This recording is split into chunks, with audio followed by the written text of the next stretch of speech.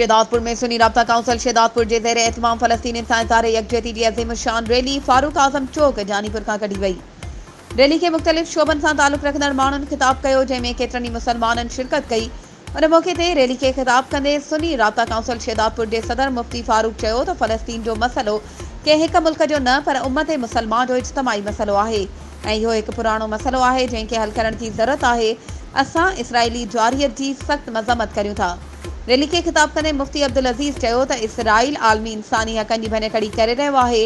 अक़वाम मुतहिदा ख़ामोश तमाशाई छो बणियल आहे?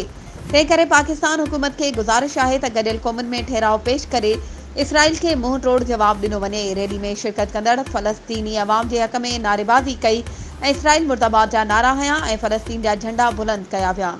वधीक ख़बरूं ऐं अपडेट्स जे लाइ असांजे चैनल खे सब्सक्राइब कयो ऐं हा, बेल आइकन खे प्रेस करण न विसारिजो त जीअं असांजी हर नई अचण वारी वीडियो तव्हां ताईं पहुची सघे।